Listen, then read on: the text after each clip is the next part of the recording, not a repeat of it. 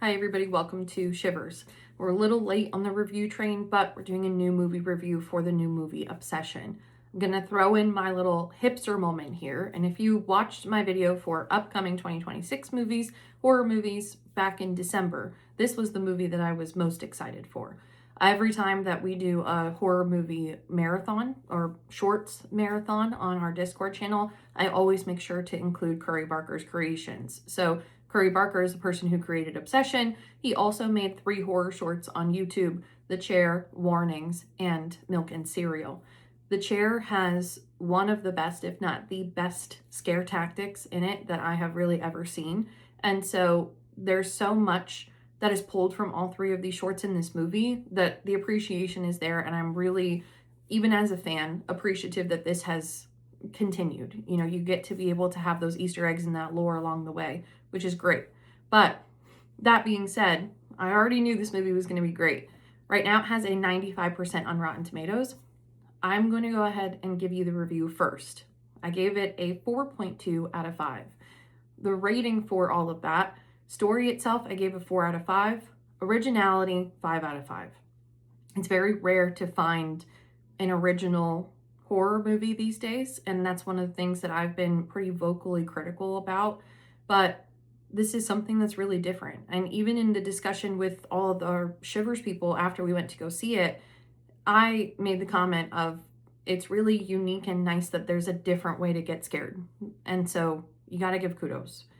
For acting, I would give it maybe 3.5, but a 4 out of 5. Production, a 4 out of 5, and scares, 4 out of 5. So that's how we got a 4.2. So without further ado, I'll kind of give you the background of the actual movie. I wanted to give you the review first because there's a lot to talk about for this movie.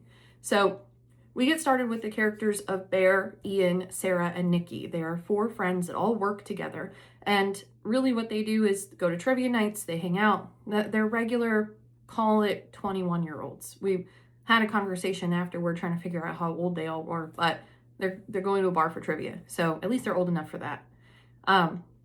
Sarah is just sort of this like girl next door type of vibe. Ian and Bear are, I would call them best friends. And Nikki is like the stereotypical cool girl. Even one night after their trivia, she's seen giving food and money to the homeless people, really truly like painting that full picture that like she's the coolest. She's a good egg also. So Bear is our main character, and he really doesn't have a backbone. He's kind of a baby, and he has a conversation with Ian about wanting to get into a relationship or at least tell Nikki how he feels. He's always had a crush on her, and it's kind of this question of like, how do I make things move further when I'm so nervous because she's so perfect? And Ian's like, you just have to talk to her and tell her how you feel. Like, it's really that simple. So one night after trivia, Bear decides to take Nikki home, and he's like, this is the night that I'm going to tell her. Right before this, Nikki was having a conversation saying that she lost her crystal necklace. So Bear goes to this metaphysical shop, is about to purchase a crystal necklace, and finds this thing called One Wish Willow. And this One Wish Willow says that if you crack this piece of wood at the center, then you'll get anything that you wish for. So he has a conversation with the person at the counter, and she's like, yeah, I mean, if you believe that you'll get your wish, then you'll get your wish, but don't come back here and complaining about it, because that's what people have done before.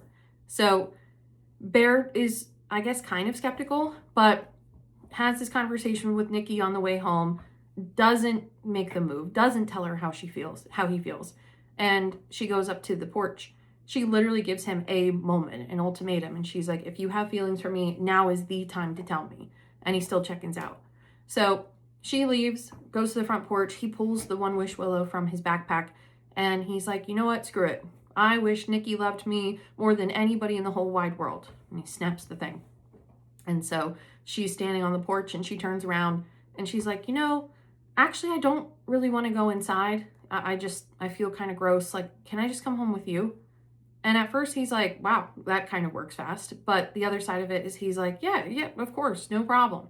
So he makes her up a little guest bedroom in his house, and the house used to be his grandmother's house, so we already have a little bit of that like spooky older vibe. I do also wonder if that is an allude to Milk and Cereal as well, or even Warnings for that rate. So another kind of bit and piece of Easter egg there. But Nikki's like, oh, you don't have to sleep separately from me. Like, I would rather you kind of be in company with me. So he's very cautiously sitting in bed next to her, and she ends up snuggling with him, and she's like, I've always had feelings for you, and I've just been too scared to say it. So consider this me saying it. And he's like, oh my God, gold star moment. This is amazing. And so she starts kissing him, and then she like snaps out of it. And she's like, how did I get here? What happened? And then he's like, whoa, you know, it's very jolting. So she comes back to the center a little bit, and she's like, I'm sorry, I think I just need to go to bed. So after this, then they get into like a real relationship, and things seem like they're going pretty well. They kind of abandon Sarah and Ian a little bit off to the side, which is natural for a new relationship. And the four of them, as I mentioned, work together, but Nikki has put her 2 weeks in. So now Nikki's not working there, and she's just hanging out at Bear's house, at the grandma's house. And so Bear's like, okay, I gotta go to work. So I guess I'll see you later. Like, do you have something that you can go do? And she's like, I don't want to go anywhere. Like, I just want to wait for you. Can I go to work with you? And he's like, no, but you can stay here. Like, you can hang out. I'm not kicking you out. So I guess because of the actual verbiage, she just stays like locked where she is. And this is when we first get the inclination, and I would say confirmation, that she's possessed. The other thing to mention is that early on in the movie, Bear's cat passes away because the cat ate sleeping pills, and that is very important. So we already have a little bit of foreshadowing there, but he's really devastated about this cat. And Nikki was like, oh, I made you some lunch when you're going to work without me, haha. So he goes to eat his lunch, and there's a post-it note on the top of it, and Ian's having a conversation with him, and he's like, dude, you've lost yourself in this relationship. Like, what the hell are you doing? I thought you were just going to tell her how you feel, and now she can't leave you alone. And he takes the post-it note, and he's like, how does cat taste? And Bear looks down, and the sandwich is alluded to the idea that Nikki made him a cat sandwich. So he's like, yeah, clearly something is not right, and this is all tying back to the wish. So this is really like the first time that he's actually acknowledging that it's coming back to the wish. But he goes home, and she's standing right where he left her, and she's covered in throw up, she's covered in blood, she's covered in urine, and he's like, what the hell happened? And she's like, you told me to wait till you came home. So this is what happened when you wait till I came home. And he's like, how about we don't do that? Like, can we take a shower? Can we clean ourselves up? And she's like, I'm sorry, I'm sorry, I'm sorry. So this is also where my review and my opinion is going to maybe not make people super happy. I have said it 1,000 times. I'll continue to say it. I really despise children in horror movies because of just the annoyance, the whining, the coddling that's needed. And this is why the acting in this movie makes it not higher than a 4.2, makes me not give this movie as much credit as I would want to, because not only is Bear just literally such a baby, he can't say anything. He can't stand up. He can't be like, yo, this is obviously not what I meant for you to stay here and stay home and wait for me to come home. And the other side of it is that she's just so over the top of the split between what is seemingly herself, what is seemingly like how she's supposed to act, and then how this, we'll call it demon, is acting. But it's way too much. You know, part of it is this like shower scene. She's like, I'm sorry, I'm sorry. And then they go out to dinner for a date, and he's starting to talk about like, I think I just need a little bit of space because of everything that happened today, especially with the cat. And she stands up in the middle of the restaurant, and she's like, no, no, no, no. It's just, to me, it's like, I get that this is the idea of a glorified argument, and the embarrassment is much more powerful than something like screaming and scratching and throwing things. Like, I get that, and I get the point.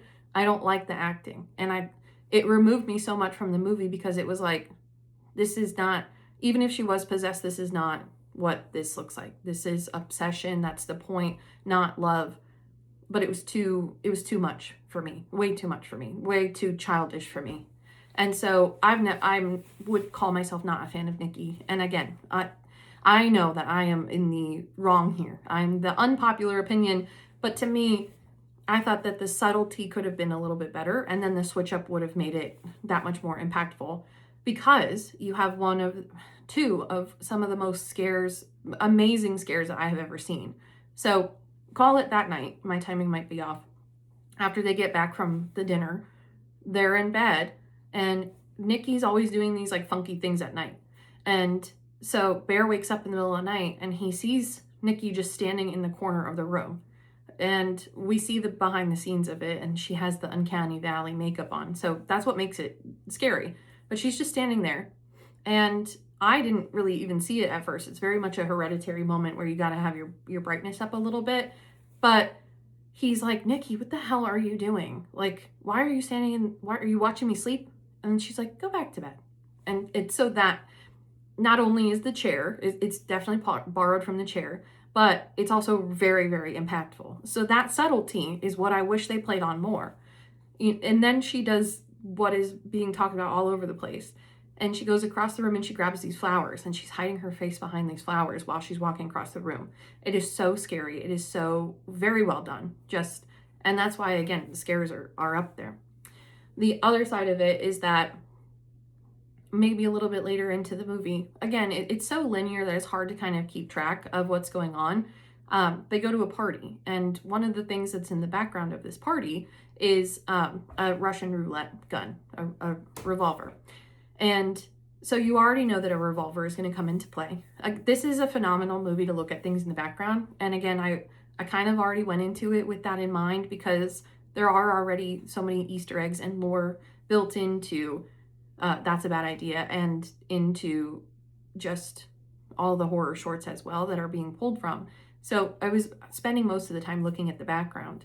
And with this revolver, you know someone that's going to come into play. It is also that play on luck as well. Everything in this movie comes back to luck, to choice, to consequence, and it goes in a circle of that. And it keeps repeating that lesson until we get to the ending. So I like the repetition, and I like that it's subliminally kind of beat in. But yeah, I mean, this is a very well done cinematic movie. The education for cinema is there. But to continue, so they're at this party playing Russian roulette, or not playing Russian roulette, but playing spin the bottle in essence. And there's a prompt where Bear has to kiss someone else, and Nikki kind of flips out. And so that's when everybody starts to see this different version of Nikki. And instead of saying, what's wrong with her, what's going on, they turn to Bear and they're like, dude, that's really not a good look. It looks like you're kind of taking advantage of her in this very bad mental state, and like, you might not want to do that. So earlier in the movie, when she's standing just on the porch in the beginning, she tells Bear that her father has cancer, and he's like, you don't really talk to your father, do you? And she was like, well, I didn't, but now I sort of do, and at least it's like it's impacting me.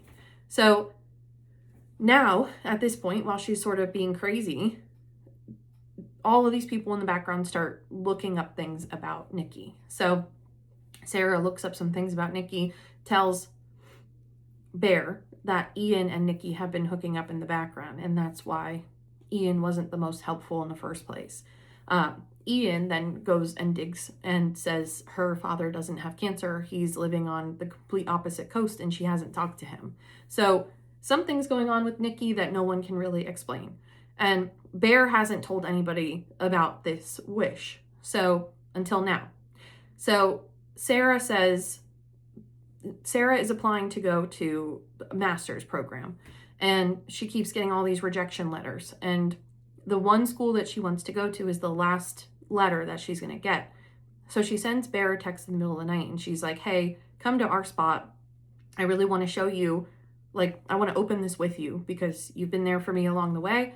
And also, as we mentioned earlier, it's kind of alluded that Sarah has a crush on Bear, but she's not telling him just as much as he's not telling Nikki.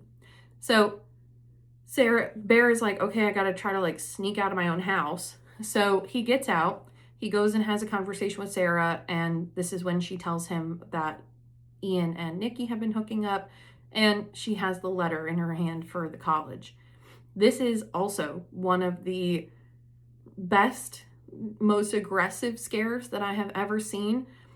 The entire time you know something's coming, because they keep flipping back and forth between Sarah and Bear, and in the driver's seat and passenger seat, but you see the window right next to them. So you know, Nikki's coming. I don't know who she's coming for, but she's coming. And as soon as Sarah starts to like open this letter and tell the truth, Nikki runs up, smashes the window with a brick, and just in the swiftest motion starts bashing Sarah's face against this brick. It is brutal. It is absolutely brutal. But to me, this is what Terrifier wanted to do and did not do. This is the perfect gore scare of, I'm going to call it all time, because it makes you not look away. It's so aggressive. It's so quick. It's so swift. And it's just done right. It's just done right.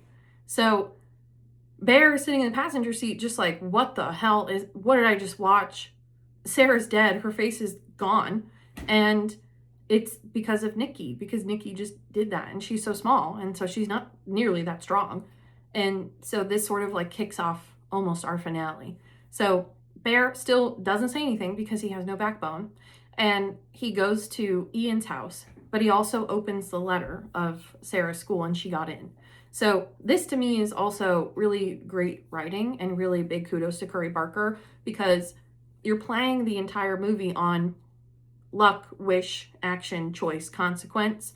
Now it's the same thing, but reflected more wholesomely. So I'm essentially manifesting that I want to go to this school, but I'm getting rejection after rejection after rejection. Now when it is my time, I'm not prepared. I'm not going to get it.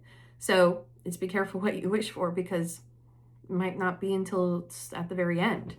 So Bear goes to Ian's house and he's like, hey, so I pulled this wish thing and it made Nikki crazy. And so I need you to make a wish now, again, and he bought a new one, that this is going to offset. Like, Nikki doesn't love me anymore, or wish that I didn't make this wish. Like something that's going to make this go away. And so Ian automatically is like, dude, you're such a loser. No, this is all fake. You're just thinking that Nikki is crazy because you're taking advantage of her, blah, blah, blah. So very much a skeptical approach, which is appropriate. And so he's like, if you don't believe me, then you won't think that this is even a big deal of what I'm asking you for. But like, can you please? And so Ian takes it and he's like, I wish for $1 billion.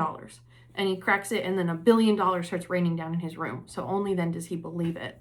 So Bear is basically like, damn it, now you messed up that wish. Now we gotta have our grand finale. We gotta go find Nikki. We gotta put a stop to this. The only way that these wishes cancel out or stop is if the person who made that wish passes away, or if the person who he made a wish against dies. So he's like, I can't kill Nikki, and I don't really think I could kill myself, but we're gonna try. So they go back to the grandma's house where Nikki is, where it is just chaos. And the other amazing scare.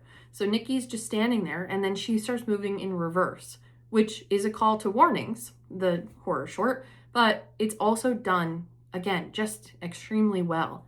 And what I will also say about the scares throughout this movie is that they do a really great job of like this very soft music. It's very much big on the sound, but this very soft music, and then it cuts off at an unpredictable point to give you the jump scare, instead of your James Wan version of horror movies where you're leading up to the tenseness. This is how to do a jump scare and use sound correctly without relying completely on sound.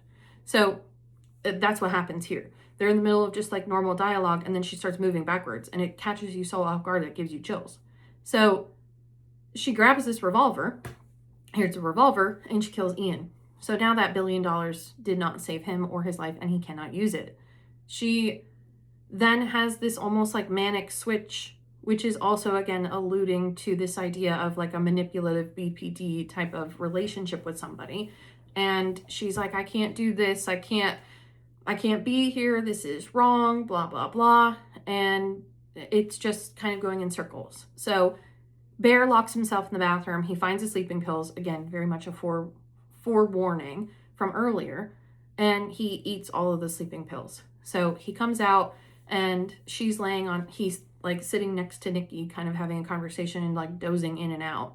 And she's like, oh no, like you're going to die.